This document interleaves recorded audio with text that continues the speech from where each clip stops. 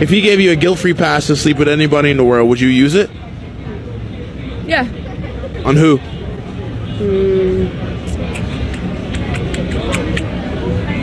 Zac Efron, Josh Bowman, some celebrity, hot celebrity. You turn that down? Mm-mm. Couldn't do it. All right, what if it was all the way around? I know what I'm worth. One night with one celebrity doesn't change who I am. So you wouldn't use it? Even There's if I no gave point. it to you? No, because it sounds like a trap. If your significant other is willing to give you a one night stand with anybody in the world, it sounds like a trap for your loyalty. No, fuck that. All right, I'm gonna show you what it's like to date as an adult male in today's times. Are you ready? Okay, go ahead and take half away because they're married. You can go over here if you want to and you can mingle with this, but it's not a good idea. Just stay away. Now, some of these girls are girls that you really like, but they don't like you back and you end up being friends with most of them, except the ones that lie about COVID tests. 2 years on that. Bruh. And you go ahead and rake them over here too, okay? And you got this left. All right, and then you have all these colorful ones right there. They look delicious, but they don't even like guys. They like ladies. They're lesbians, and they're right there. And you got to take them out. Sometimes you can get them to cross over, but it never lasts. So that's out. All right, and then you have all these ones that's been through so much. They got these walls that are super high. You can't cross them. They're crazy. I mean, you're all crazy, but these are just really extra crazy. You got to take them out. And then you got these, but you're not attracted to these. There's no attraction whatsoever. So you got to take them out too. Just take them on out. And then you have the ones that'll cheat on you, lie. They'll tell you how much they're just bad news. You just want to rake them off. And what do you have left? This one. And where's this one at? What's one move in bed that makes a man go crazy every time? Oh, you gotta give him that huck to and spit on that thing. You get me?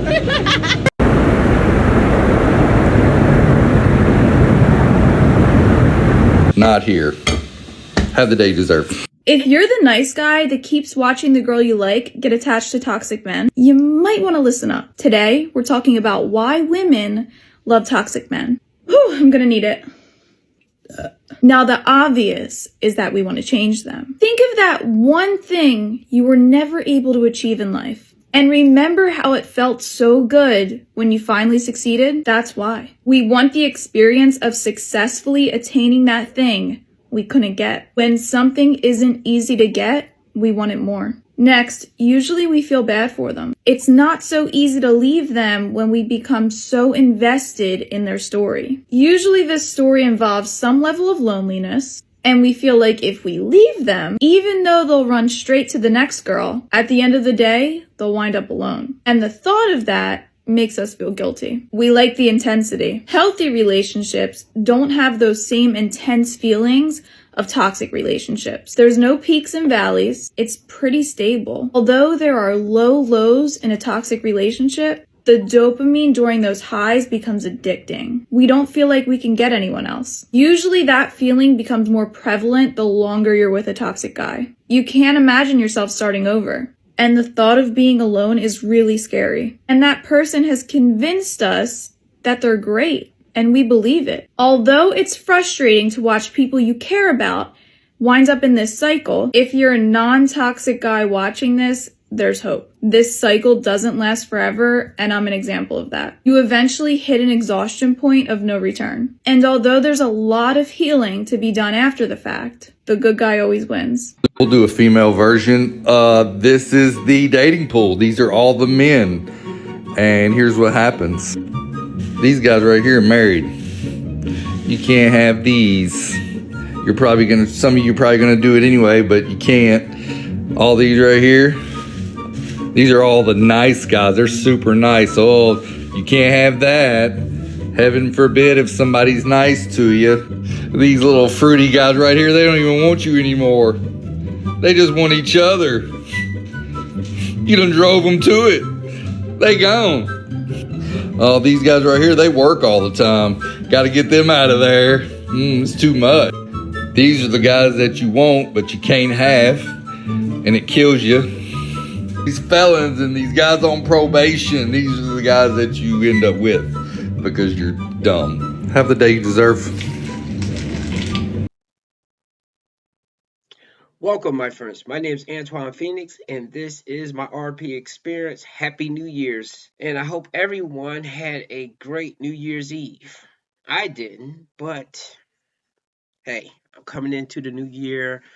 I'm about to get my ducks in a row, and I'm finally heading in the direction that I want to be in. Today's video is going to be about why are we attracted to who we are attracted to? Or why we are attracted to those who are wrong for us and not attracted to those who are right for us. Now, I did various videos on this topic before. Some of them was a bit longer, but this one I think I found the perfect video to react to compress this information down and not to gender bash either way, because both men and women both play a part. I've known for a while now that who you are attracted to, what kind of relationships you gravitate toward, has a lot to do with your home life when you were young, what you became used to or conditioned to, what you perceived as love in your universe. This video broke it down 3 different ways that people get attached to people or situations. And without further ado, let's begin.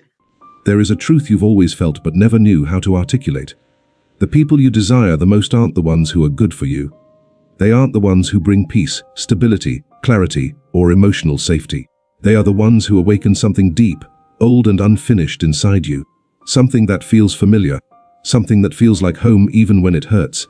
And this is why desire feels powerful, addictive, consuming, and terrifying at the same time. Because the person you desire the most is rarely the person who sees you. They're the person who triggers you. Attraction. The strong kind. The kind that makes you lose your breath. The kind that hijacks your rational mind. The kind that feels like gravity is not born from compatibility. It's born from memory. Emotional memory. The kind buried in your childhood. The kind you didn't realize still controlled you. You don't desire them because your souls connect. You desire them because your wounds recognize each other.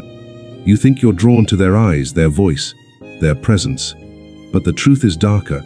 You're drawn to the emotional environment they create inside you, because it mirrors the environment you were shaped in. If you grew up around uncertainty, unpredictability, silence, or emotional distance, then the person who gives you just enough to stay, but never enough to feel secure, will feel intoxicating. 做咩啊你想 ？What do you expect？ 有冇事啊你？我扶翻你啫。唔該晒啊。你 OK 嘛？冇事啊，你好好啊。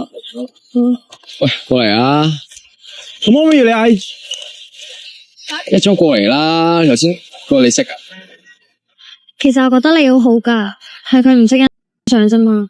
真係㗎，行啦。咁可唔可以話你嗌住？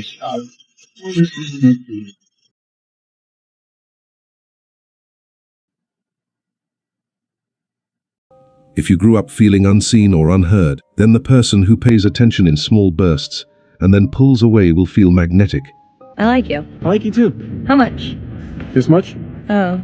Why? I like you this much. There's an imbalance. What do you see when you see me? A relationship? Oh. What do you see? Fun dates? Yeah, no, I'm cool with that. Are you? Not really, but I'll pretend. But you're gonna develop feelings that aren't substantiated by anything tangible. I'll just keep hoping you'll change your mind. Fully knowing that I won't. Mm-hmm. Well, that's delusional. Yes. You're gonna get hurt. I'm aware. Why would you put yourself through that? Well, I'd rather have some of you than none. I feel like I should end this before it gets to that point. Why? Well, the longer we see each other, the harder the blow will be on you. So end it. I won't. Why? Because I'm getting everything I want at your expense. You end it. I won't. Why? Because I lack the self-respect to walk away. What's another situation, Chip? Maybe we should look for people that actually want the same thing we do. You probably should, but... If you grew up needing to prove your worth to feel love, then the person who makes you work for their affection will feel irresistible. You are seriously such a great friend. Do you, want to get out of here? Yeah, just don't tell anyone.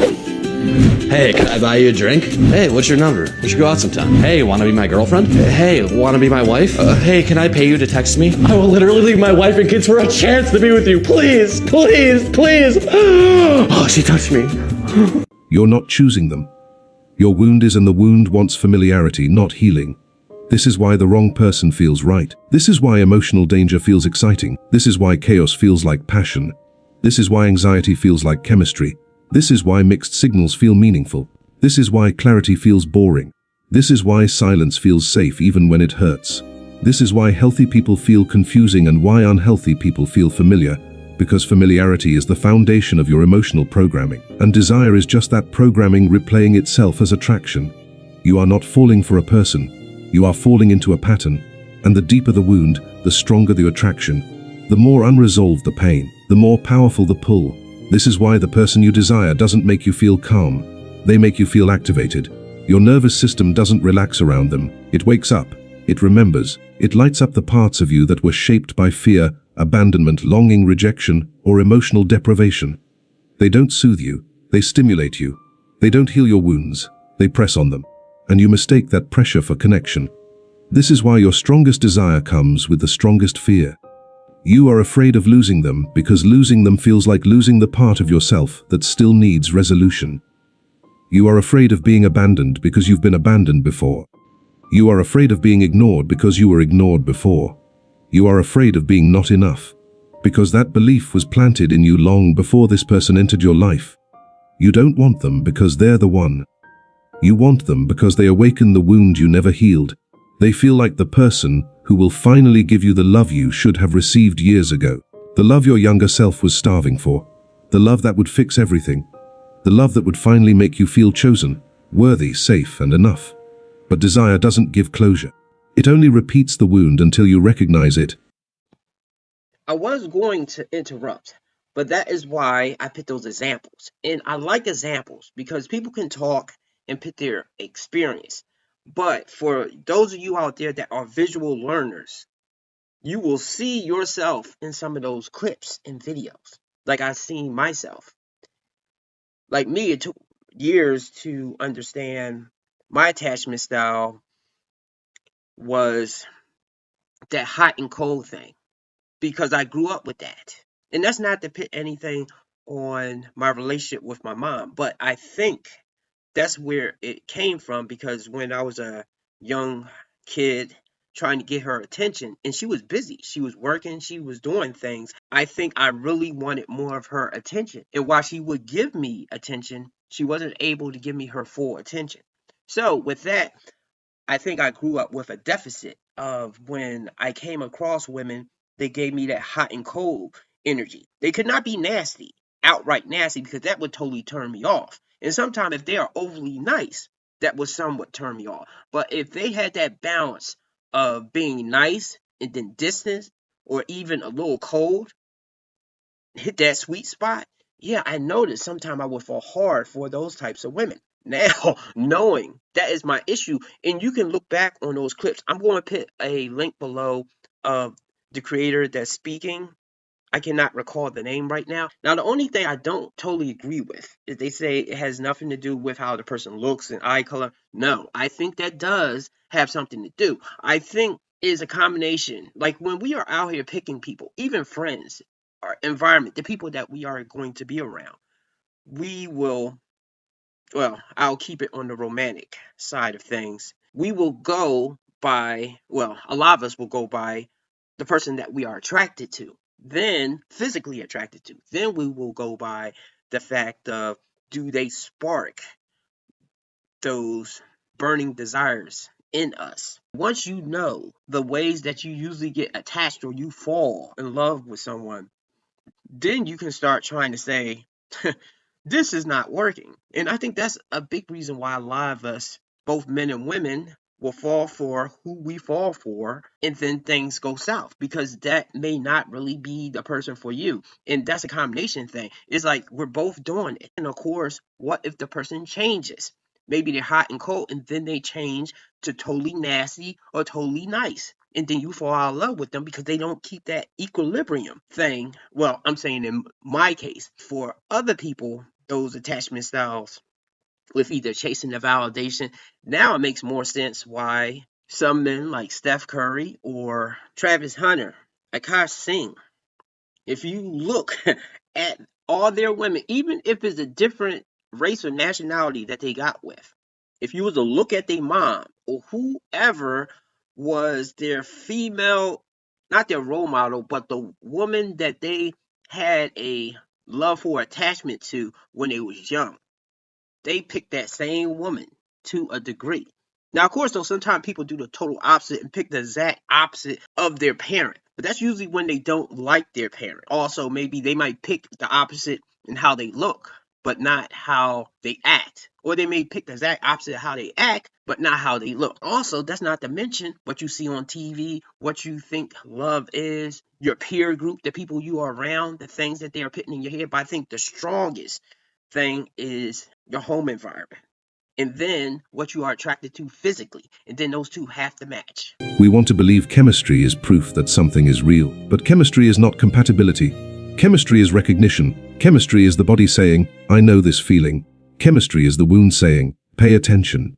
And until you understand this, you will repeat the same pattern with different faces, different names, same story, different people, same emotional outcome, different beginnings, same heartbreak. You will keep desiring people who make you feel insecure. You will keep craving people who make you question yourself. You will keep falling for people who can't choose you. You will keep finding comfort in people who recreate discomfort. You will keep romanticizing people who trigger your abandonment wound. You will keep wanting people who make you doubt your worth. You will keep waiting for love from the people who remind you of the ones who didn't give it, because the wound doesn't want healing. It wants repetition. It wants to replay the original pain, hoping one day the ending will be different. But the ending won't change. Not until you do. And here's the painful truth. You don't need the person you desire. You need the healing their presence is pointing you toward. You don't need the chase. You need the closure. You don't need the intensity. You need the safety. You don't need their validation. You need your own truth. Because desire is just the doorway. The real work begins when you stop running toward the person who resembles your wound and finally turn inward to face the wound itself. Before you ever met the person you desire, your nervous system was already trained to respond to certain emotional patterns. It learned them long before you had language. It learned them from the people who raised you, the people who shaped you, the people who didn't know how to love you the way you needed. And the problem is that your nervous system didn't grow up with your mind. It stayed exactly where it was. It still reacts to the world the way you did when you were small, scared, confused, or trying to earn love you never truly received. This is why the person you desire feels like electricity. They activate the part of you that still believes of is supposed to feel intense, unpredictable, and unstable. You're not drawn to them because of their qualities. You're drawn to them because they match the emotional blueprint of your earliest relationships. Not consciously, not logically, but deeply instinctively, unconsciously. Your body recognizes the pattern before your mind even notices the person. And this is where desire gets dangerous. Because when someone triggers the same feeling your childhood gave you, fear, longing, uncertainty, anxiety, you don't pull away. You move closer. You think it means something powerful is happening. You think your soul is speaking. You think this is the person who will finally understand you. You mistake emotional survival for emotional connection. You think the intensity means they're special, but the intensity means you're triggered. You think the pull means it's love, but the pull is your wound reaching for familiarity. You think you can't live without them, but it's the part of you that lived without love for too long speaking up. This is why the person you desire usually has 3 traits. They are unpredictable, they are emotionally inconsistent, and they don't fully choose you. And that exact combination replicates the very environment your nervous system grew in. If someone came into your life who was calm, stable, safe, available, you wouldn't feel the same desire. Not because they're wrong for you, but because your nervous system doesn't know how to interpret safety yet. Safety feels unfamiliar, and unfamiliar feels boring. So, you reject what would heal you and pursue what keeps you in pain. People say your type reflects your preferences, but your type actually reflects your trauma. Your type is built from what hurt you. Your type is built from the emotional conditions you survived. Your type is built from the people who shaped your earliest beliefs about love. Your type is built from the wound you still carry. And this is why you can feel a stronger desire for a person who gives you nothing compared to someone who gives you everything. The wound finds comfort in the familiar. The part of you that still feels unworthy sees this person as a chance to finally prove your worth. The part of you that still feels invisible sees them as a chance to finally be chosen. The part of you that still feels abandoned sees them as someone who might choose you in the way your past didn't. You're not trying to love this person. You're trying to rewrite your childhood through them. You want them to stay because someone didn't. You want them to see you because someone never did. You want them to choose you because someone couldn't. You want them to love you because you were never taught how to love yourself. But here's the problem. No person can complete a wound that wasn't created by them. They can only reflect it, and the reflection feels like desire. You chase them because the wound wants closure, but the wound doesn't know how to heal. The wound only knows how to repeat. This is why desire always hurts, not later. Right from the beginning, even in the early stages, you feel a strange tension inside your chest, a fear underneath the excitement, an ache under the pleasure, a sense that you need to hold on tightly, a panic at the thought of losing them. This isn't love. This is emotional hunger. This is survival. This is your inner child gripping onto someone who resembles the very environment they were shaped in. Your desire is not passion. It is fear wearing perfume. And the deeper the wound, the more intense the desire. The more trauma you carry, the stronger the chemistry feels, and you convince yourself that this intensity is real connection. But connection does not create stress. It creates calm, it creates openness, it creates clarity, it creates emotional safety. And desire creates none of that. It creates confusion, it creates overthinking, it creates obsession, it creates emotional turbulence, it creates dependency. Desire pulls you towards someone who wounds you not because you're weak, but because you're wounded. You're trying to solve something you didn't break. You're trying to heal a wound by recreating the environment that caused it. This is why you keep attracting the same person again and again. Different faces, same emotional blueprint, different names, same pattern, different beginnings, same ending. You call it bad luck, you call it heartbreak, you call it bad timing, you call it a curse, you call it destiny, you call it my type, but it's simply repetition. The wound chooses the story long before you choose the person. And until you recognize the pattern, you will keep living the same emotional story with different characters. Your strongest desires come from your deepest wounds. And your deepest wounds come from your earliest relationships, which means the people you desire the most are the people who resemble the ones who hurt you the most. But there is something important, something liberating, something deeply painful to accept. Desire does not last when you heal the wound it comes from. When you finally confront the pain that shaped you, when you face the memories you suppressed, when you acknowledge the parts of yourself you disowned, something shifts, the pattern dissolves, the intensity fades, the pull loses its power. The people you once obsessed over suddenly look human, not magical. The chemistry you thought was destiny now feels like danger. You stop desiring the person who triggers your wound, because the wound is no longer making your decisions. You begin to see clearly. You begin to feel differently. You begin to choose differently. And for the first time in your life, a new kind of attraction emerges. One that doesn't activate your fear. One that doesn't make your nervous system tighten. One that doesn't feel like a test. One that doesn't drain you. One that doesn't feel wrong. One that doesn't require you to compromise your self-worth.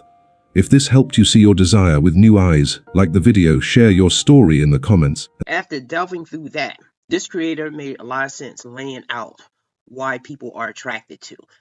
I just think he's missing one piece of the puzzle. I do think physical attraction is still very strong. It's animalistic. I just don't think that's the total driving force. This is the same thing for women that decide to go for men just for their money, but yet they still don't love them. So I think it's a thing of, yes, they like that part right there, but then they will find later that something is missing, whether it's their looks or whether it is whatever their attachment style is, they are not feeling that. Then sometimes people will go through this thing after getting hurt so many times. They will deny their attachment style and just go for men. They'll just go for looks. And for women, they'll just go for money. And how's that working for you? Of course, though, I understand. Still, my thing is, which I still going to do a video on it, on why men are either going for foreign women or out of their nationality. I do think it's a sound strategy. I hope you enjoyed this video. I hope you guys have a great year. Blessings to everyone. Give me a like and subscribe and good night or good morning, depending on what time zone you are on.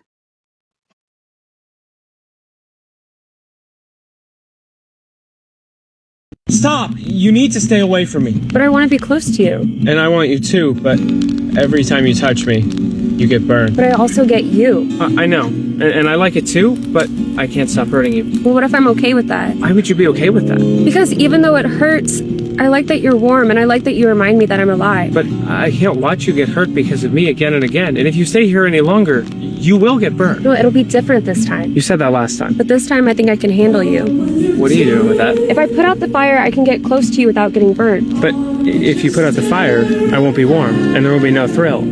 So I won't make you feel alive. So I have to get burned? No, there's no fire behind you. Just walk away. Well, wait, why don't we just go over there together? We can both get out of the fire. Because this isn't some problem I haven't solved. It's not like a choice I'm making. Well, what is it?